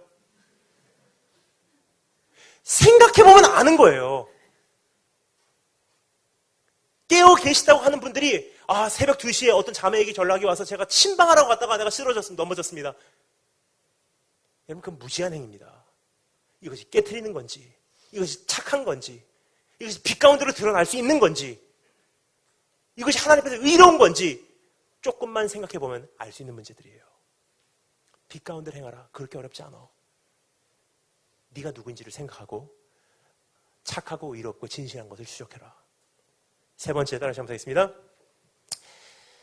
세 번째는요, 빛으로서의 삶을 통하여 세상을 변화시키는 것입니다. 13절부터 14절 말씀이 이렇게 되죠. 그러나 책망을 받는 모든 것은 빛으로 말미암아 드러나나니 드러나는 것마다 빛이니라. 여러분, 이제는 내가 누구인지를 자각하고 착하고 의롭고 진실한 것을 내가 추적하면서 빛으로의 삶을 살아갈 때 이제 책망하는 사역을 하게 됩니다. 그러므로 어두운 것을 이제는 빛으로 드러나게 하래요. 근데 이 말씀을 잘못 이해하시고 계신 분들이 계세요. 내가 깨어있다고 하니까 굉장히 많이 인터넷에 글을 올리신 분들이 계십니다. 여러분, 7년 전에만 해도요, 교회가 잠자고 있을 때가 오히려 조용했었어요. 지난 7년 사이에 주님 다시 오신다는 소문이 온 세계를 지금 요동시키고요. 어디서 무슨 징조, 여기서 무슨 징조, 저기서 무슨 마지막 시대에 대한 징조에 대한 지식, 저기에서는 무슨 마지막 시대에 대한 어떤 어둠 세력에 대한 저기서 무슨 이스라엘의 회복 운동을 하는 무슨 예배의 형태, 깃발은 드는 사람, 어떻게 예배 조용히 드리는 사람 다 분배되어 나가다 보니까 어떻게 되냐면요, 지금 인터넷에 올라가면 다 서로 비방하는 사람들이에요. 웬만한 평신도도 웬만한 목사보다 더 많은 상식을 갖고 있기 때문에 저 목사님이 저게 닮았습니다. 이거 신학의 어떤 점에서 틀렸습니다. 다 선생님들이에요. 그러면 사단의 마음이 뭐냐면요. 조금 선악을 아는 지식을 줘서 분배시키는 역할이에요. 남편과 아내가 깨지게 하고 하나님과 우리가 깨지게 하고 왜 그렇습니까? 선악을 아는 지식이 우리가 감당치 못하는 지식이거든요. 프리메이슨이 진짜냐 가짜냐 이것은 교회가 솔직히 논할 필요가 없는 문제예요. 왜냐? 복음만 전하면 되거든요. 베리칩을 받냐 안 받냐는 우리가 전할 문제가 아닙니다. 예수님만 뜨겁게 사랑하면 내 안에 계신 성령님께서 인도해 주실 거예요. 다 비본질적인 것으로 지금 이렇게 하냐 저렇게 하냐 서로 글 올리고 서로 난리 났어요. 그리고 뭐라 그러죠? 난 책망해야 되는 빛으로서 내가 삶을 감당해야 되는 나에게 사명이 있습니다. 그러면 하나님께서 그렇게 사람 부르지 않습니다. 그럼 진짜 하나님께서 원하시는 이 책망한다는 단어는 무엇이냐? 번역이 잘못됐어요. 적극적으로 책망하라가 아니라 간접적으로 책망하라예요. 바로 이런 뜻입니다. 너는 네가 누구인지를 자각하고 네가 하나님 앞에서 살아라. 사람들 말하지 말고 하나님 앞에서 이것이 착하고 의롭고 진실한 삶을 네가 살아내도록 몸부림쳐라. 그러면 네 삶이 빛으로서 너무나 두드러지기에 어두움 가운데 생활하고 있는 그 사람들의 모습이 조금씩 비춰지게 되리니 저절로 그들의 모습은 노출되게 돼 있어. 그 안에서 혹시나 자기 가슴을 치고 회개하고 돌아오는 자들이 있을 것이다. 네가 직접적으로 그들에게 책망하라가 아니라 너는 네 삶만 충실히 살아가라. 그러면 너무나 큰 비교가 나기에 그들이 저절로 돌아오게 돼 있어. 여러분, 만약에 우리가 정말로 깨어있는 교회로서 깨어있는 성도로서 지난 몇 년간 정말로 주님 한번 바라보고 살아왔다면요, 교회는 더 연합을 해갈 것입니다. 하지만 지금 어떻게 됐죠? 주님 다시 오실 때까지라는 찬양을 부르는 자들이 오히려 더 지금 분열해 나가고 있어요. 깨어있는 자가 왜 분열합니까? 깨어있는 교회가 왜 갈라집니까? 사랑하기도 바쁜 시대에 적군을 위해서 우리가 연합해서 나가도 모자란 시대에 이제 서로 원수 삼고 서로 이단 취급하고 있으니 여러분 누가 누구를 믿겠습니까? 지금 이 시대에. 여러분 여기에 더 이상 동참하지 마시고 지금 이 시대에 제가 정말 말씀드릴 수 있는 한 가지 제가 부탁이 있습니다. 그것은 무엇이냐면요. 잠잠한 시대입니다. 목사인 저도 말씀하는 이 강단에서 내려오면은 말하지 않는 거예요. 누가 어떻게 하든 저렇게 하든 하나님 정말로 난 바로 살겠습니다. 나는 하나님 앞에서 살겠고 하나님 앞에서 합격당했고 복음만 말하겠고 본질만 말하겠고 나머지는 주님께서 나의 삶을 보시고 그들로 하여금 혹시나 자극이 되면 돌아오는 기회를 그들에게 허락해 주시기 원합니다. 여러분 제가 한국에 어떠한 베이스를 두고 있는 온 세계에 있는 어떤 선교 단체 집회에 강사로 간 적이 있습니다. 강사로 갔는데 굉장히 그 집회 가면요, 굉장히 많이 이제 기대를 많이 하고 왔어요. 왜냐면요, 제가 미국의 시카고에서도 그 집회가 있었습니다. 제가 미국 시카고에 한 지역교회 전도사로 사역을 할 때 그 집회가 1년에 한 번 그 시카고에서 열리게 되면요, 한국에 있는 그 정말 대단한 강사님들이 다 그 집회로 모이세요. 그럼 전 지역교회 전도사니까 그 집회에 가서 조금이라도 그럼 제가 그 강사님들하고 지나다니시는 강사님들하고 그 복도에서 손이라도 잡고 악수라도 하고 사인이라도 받으려고 저희 중고등부 아이들이 다 데리고 가서 그 집회 참석을 시키고요. 중고등부 아이들 참석할 때마다 강사님들 옆에서 안녕하세요, 은혜 많이 받았습니다, 악수하고 사인받고 그랬었어요. 근데 미국 다 정리하고 저는 그냥 이름도 없이 빛도 없이 선교사로 나가겠습니다 하고 정리하고 혼자 중국으로 나갔습니다. 근데 감사한 것은요, 시간이 많이 흐르니까 하나님께서 저를 그 집회에 강사로 불러주셨어요. 굉장히 많이 제가 기대를 하고 갔겠죠. 정말 행복합니다, 하나님. 왜냐, 그 집회에 가면요, 백그라운드가 없는 저 같은 선교사도 아무것도 파송교회도 없고요. 저는 파송교단도 없습니다. 멜기세덱이에요. 농담입니다. 백그라운드가 없는 선교사, 파송교회도 없고 파송단체도 없고 단독 선교사거든요. 그러니까 저 같은 사람에게는 그 집회 강사로 가면요, 어떻게 보면 검증된 강사라는 제 어떠한 위로가 돼요. 그 집회에 처음으로 갔는데 굉장히 많이 기대를 하고 왔겠죠. 하나님 너무 감사합니다. 갔는데 저는 솔직히 충격을 받았어요. 제가 알고 있는 복음이 없더라고요. 거의 내용이 어떤 내용이냐면요. 너희들 열심히 살아. 나도 하나님 보고서 열심히 공부했더니 여기까지 성공했어. 너희도 사회에 영향력을 끼치는 그러한 존재로 새롭게 살아가기 위해 꿈을 가져. 열심히 살아. 남들에게 베풀어. 뭐죠? 율법이에요. 성공한 사람들만 와서 편안한 그 집회예요. 성공하지 못하고 사회에 영향을 끼치지 못하고 어떤 사회에 소외된 사람들 그 집회에서 굉장히 불편함을 겪습니다. 하나님 제가 어떻게 할까요? 그 집회에 갔는데 제 전에 있었던 수많은 강사 목사님들이요 말씀을 전하는데 거의 그런 내용들이고 짧게 하나님 말씀 한 구절 읽고 그냥 마음껏 그냥 말씀을 전하세요. 솔직히 분노가 일어났습니다. 저는.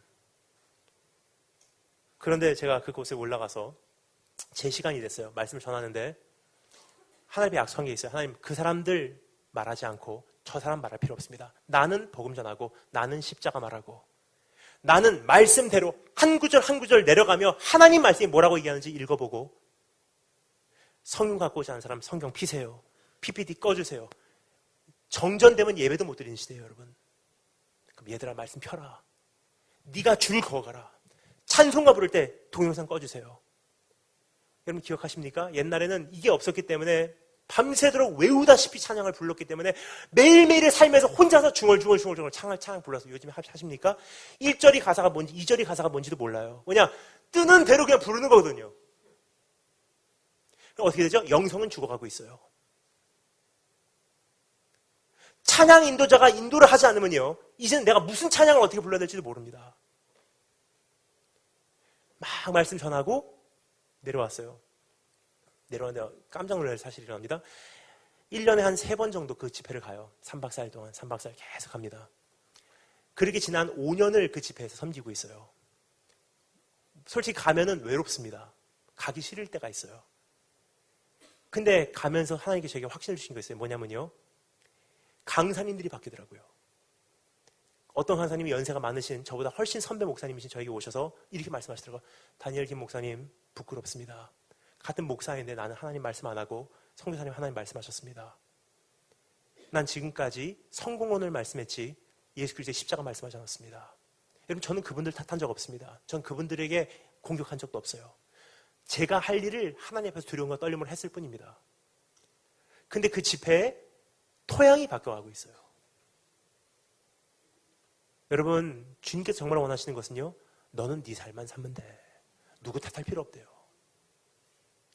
내가 누구인지를 자각하고 내가 하나님 바라보고 어떻게 하면 주님께 더 집중할 수 있는지 어떻게 하면 예수 그리스도만을 더 사랑할 수 있는지 어떻게 하면 십자가를 오늘 내가 더 어떻게 하면 경험할 수 있는지 정말 거기에 모든 것을 마음을 다해서 그렇게 하고 성품을 다해서 그거 하고 힘을 다해서 거기에 열중하지 0.1%도 다른 사람 탓하지 말래요.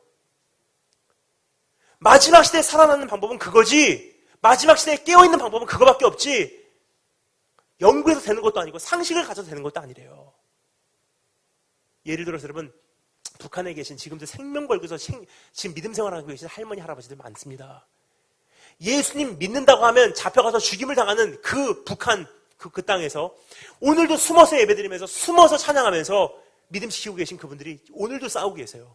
근데 여러분 그분들은요 베리칩이 뭔지 프리메이슨이 뭔지 아십니까? 몰라요. 근데 주님 오시면 그분들 천국 갈까요? 갑니다. 왜 그렇습니까? 본질을 소유하고 있기 때문에.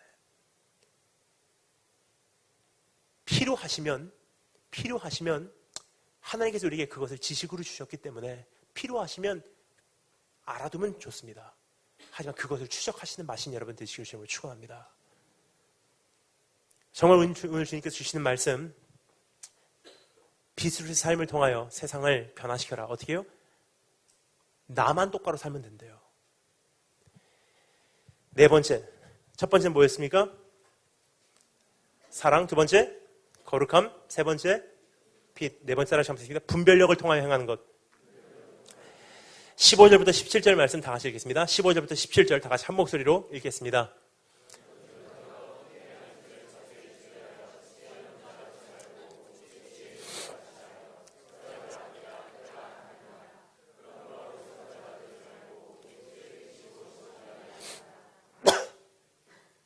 여러분 깨어있다고 하는 깨어있다고 하는 것은요, 우리가 생각했던 것이 아니라 사랑하고 있는지, 거룩한 삶을 살고 있는지, 빛 가운데로 행하고 있는지, 그리고 네 번째로 분별력을 가지고 살고 있는지. 여러분, 지금 가면 갈수록 환란이라는 것은요, 혼란이라는 뜻이에요. 여러분, 진짜 환란 속에 들어가 보신 적 있으십니까? 전쟁이 환란이죠. 기근이 환란이죠. 전쟁과 기근 혹은 자연재해, 그런 환란이라는 속에서는요, 그 토양 속에서는요, 법이 없습니다. 여러분, 이집트에서 몇 년 전에 그 혁명이 일어났죠.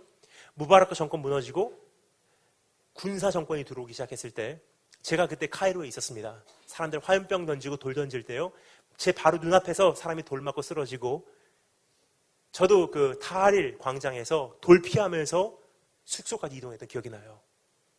근데 그때 제가 생각했던 제가 느꼈던 이집트는요, 굉장히 무서운 이집트예요. 그 전 해도요, 그 다음 해도 저는 이집트를 계속 방문을 하고 있는데요, 차라리 잘못된 부패한 정권이라고 할지라도 무바라크 정권 때는 법이 있었어요. 근데 환란에 들어가고 나니까 무법주의가 되더라고요. 길거리 광장 한가운데서 살인사건이 일어나도 법 자체가 존재하지 않으니까 그때부터는 이제 혼란이에요. 뭐가 맞은지 뭐가 잘못됐는지. 그럼 여러분, 가면 갈수록 환란이 심해진다는 것은요, 가면 갈수록 혼란도 심해진다는 뜻이에요. 그래서 주님께서 말씀하십니다. 그래서 그리스도가 저기 있다, 그리스도가 여기 있다 해도 너희는 미혹되지 말아라.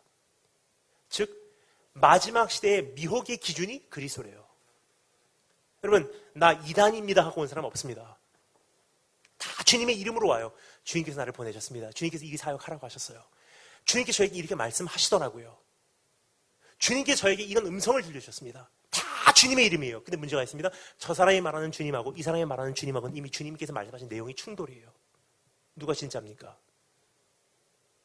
이스라엘에 이번에 가면 꼭 한 가지 제 제자들에게 보여주고 싶은 것이 있어요. 뭐냐면요, 예루살렘에서 사역하시는 유대인 사역하시는 선교사님들과 팔레스타인인 사역하신 선교사님들과 같이 만나서 기도 제목을 종합해 보잖아요. 깜짝 놀래요. 하나님이 두 분이세요. 여러분, 북한 교회가, 대한민국 교회가 정말 하나님께서 이것을 원하십니다 하고 기도하고 있는 남북 통일의 그림하고요, 북한 교회 성도들이 지금 지하교회에서 숨어서 기도하면서 생명 걸고 신앙생활하면서 기도하고 있는 북남 통일의 그림하고는 그림 자체가 다르다는 사실이에요. 근데 다 주님의 이름으로 남북 통일을 외치고 있어요. 주님의 이름으로 교회의 어떠한 앞날을 외치고 있어요. 그게 중요한 것이 있습니다. 뭐가 진짜예요? 정말 주님 앞에 우리가 기억해야 할 것이 있어요. 그것은 무엇이냐면요, 이제는 정말 어리석은 자가 되지 말고 오직 지혜 있는 자가 자요 세월을 아끼래요. 때가 악하니라. 여러분, 악하다는 것은요, 죄가 많다는 뜻이 아니에요. 성경에서 말하는 이 악함, 죄의 근본이 무엇입니까? 선악을 아는 지식이에요. 즉 옵션입니다. 수많은 선택이 여지라는 뜻이에요. 왜냐, 처음에는 굉장히 단순했어요. 하나님만을 예배하고 하나님만을 사랑하고 하나님께 집중하도록 만들어진 우리였는데, 어느 날 그렇게 안 해도 돼, 이렇게 살 수 있어, 네가 하나님과 같이 될 수 있어. 뭐죠? 죄악의 근본입니다. 옵션이 생긴다는 뜻이에요. 즉 때가 악한이라는 것은요, 그 어떤 시대보다도 더 많은 선택의 여지가 생긴대요. 그러므로 미혹되지 말아라. 어리석은 자가 되지 말고 오직 지혜 있는 자가 같이 하여 세월을 아끼라. 그래서 어떻게 해요? 이제는 정말로 주님의 뜻이 무엇인지 이해하지 못하면요, 이 세를 살아갈 수 없다는 뜻이에요. 저 사람은 주님의 이름으로 이렇게 얘기하고 저 사람은 주님의 이름으로 이렇게 얘기하는데, 어느 쪽이 정말 주님의 뜻인지를 분별해 나갈 수 있는 능력이 내 안에 없다면요, 이 시대는 미혹될 수밖에 없고 시행착오를 거칠 수밖에 없고, 실패하고 넘어지고 일어나서 또 자기 자신을 찾아내고 실패하고 넘어지고 이거 반복하다가 주님 나라까지 갈 수 있다는 뜻입니다. 그래서 세월을 아끼래요. 그렇게 하지 마. 정말 주님의 뜻이 무엇인가 이해만 되면 마지막 시대까지 돌파할 수 있어. 이게 분별력의 기준이기 때문입니다. 여러분, 그러면 우리가 이제 해야 될 것이 있습니다. 그것은 무엇이냐면요, 저 사람이 이렇게 말하고 저 사람이 이렇게 말하고 참 좋은 말일 거예요. 하지만 중요한 것은요, 다시 한번 이제는 그 어떠한 목사, 어떠한 선교사가 아니라 내가 주님 앞에서 정말 성경에 비춰볼 때, 하나님 말씀에 비춰볼 때, 신앙 양심에 비춰볼 때, 전체적인 조직 신학적으로 볼 때 하나님 앞에서 이게 정말 무슨 뜻인지 정말로 내가 하나님의 음성을 바로 분별하고 나가야 될 의무가 있다는 사실이에요. 그렇지 않으면 어떻게 되죠? 끊임없는 미혹입니다. 이제 여러분, 어떠한 내가 갖고 있는 색안경, 내가 갖고 있는 성령님의 어떤 음성에 대한 기준 다 내려놓으시고 성경이 말하고 있는 하나님의 음성, 그리고 나에게 오늘도 끊임없이 속삭이는 양심적으로 다가오시는 그분의 손길, 그리고 우리가 지금까지 배운 것 어떻게 배웠다고요? 너는 그리스도를 이렇게 배우지 아니하였나니. 시대가 안겨주는 어떤 그리스도의 지식이 아니라 정말 우리 깊은 신앙의 선조들의 뿌리 깊이 박은 그 신앙의 어떠한 그분들의 말씀을 따라 내 신앙 정말 조심 점검하며 한 걸음 한 걸음 주님 따라 나가야 되지 않을까 생각이 듭니다. 그리고 끝까지 분별력으로 승리하신 축복이 있기를 주님으로 축원합니다. 마지막 5번째 따라 감사했습니다. 성령 충만으로 행하는 것. 18절부터 21절 말씀 마지막으로 함께 읽겠습니다. 18절부터 21절 다 같이 한 목소리로 읽겠습니다. 시작.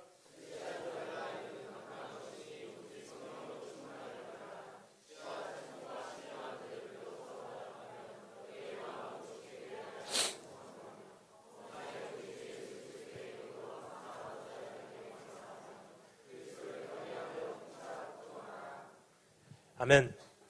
여러분, 사랑, 거룩함, 빛, 분별력, 마지막 5번째 성령 충만입니다. 근데 여러분, 중요한 것은요, 성령 충만을 받기 위해서 어떻게 해요? 술 취하지 말래요. 술 취하지 말고 오직 성령 충만을 받아라. 근데 우리 잘못 이해하면 큰일 납니다. 술만 안 취하면 성령 충만을 받는 게 아니에요. 중요한 것은요, 술 취하는 것, 그것과 같은 술 취함과 같은 방탕한 생활을 해서는 성령 충만을 받을 만한 그러한 공간과 기회가 주어지지 않는다. 우리가 생각하는 성령 충만은 무엇입니까? 이 두 가지를 정리하고 오늘 말씀 마치도록 하겠습니다. 우리가 생각하는 성령 충만의 첫 번째 정리는요, 갑자기 기도하는 가운데 어느 날 갑자기 임해버리는 성령이라고 생각합니다. 무엇을 근거로요? 오순절날 성령 충만을 근거로 우리는 그렇게 이해를 해요. 하지만 중요한 것은요, 오순절날 성령이 임하신 것보다도 더 중요한 게 있었어요. 뭐죠? 오순절이 있기까지 그 전에는 거의 50일간 자기 자신을 비워내는 과정이 있었어요. 술 취하지 말라는 것은요, 네 자신을 비워내라는 뜻이에요. 비우고 또 비우고 또 비우고 계속 주님께 목마르고 또 비우고 하나님께 집중하고 또 주님 앞에 들어가서 씨름하다 보니까 어느 날 갑자기 주님께서 정하신 날 나에게 성령으로 채워지는 것이, 허랑방탕하며 술 먹을 때를 먹고 마음대로 살다가 어느 날 갑자기 주님께서 성령의 불을 던져서 죄를 끊게 되는 게 아니란 사실이에요. 정말로 성령 충만을 받기를 원하냐? 정말로 네가 하나님을 만나기를 원하냐? 정말로 이것이 얼마나 존귀한 삶인지를 네가 그 가치를 이해를 하냐? 그러면 내려놔. 그러면 네 자신을 도려내. 그러면 엄격하고 잔인한 자기 부인을 해. 그 삶이 지속돼서 쌓여지면 조금씩 너를 채워가시는 하나님의 성령 충만의 선물을 네가 경험하게 될 것이다. 여러분, 단번에 이루어진 삶이 아닙니다. 매일매일의 끊임없이 하나님 앞에서 쌓여져 나가는 삶의 열매가 성령 충만의 열매입니다. 두 번째, 그 성령 충만에 대해서 우리가 첫 번째는 잘못 알고 있는 것은요, 어느 날 갑자기 임하는 거라고 생각하지만 그게 아니라 끊임없는 자기 부인과 자기를 비워가는 그 과정 가운데 채워지는 것이 성령 충만이고요. 두 번째 성령 충만에 대한 우리의 잘못된 생각은요, 성령이 임하면 갑자기 우리가 마귀를 쫓아내고 병을 고치고 갑자기 이적을 행하고 능력을 행하는 것이 우리 성령 충만의 어떤 대표적인 그 능력이라고 생각을 하는데, 사실상 성경이 말하는 성령 충만의 근본적인, 가장 본질적인 정리는 바로 이것이 아닌가 생각됩니다.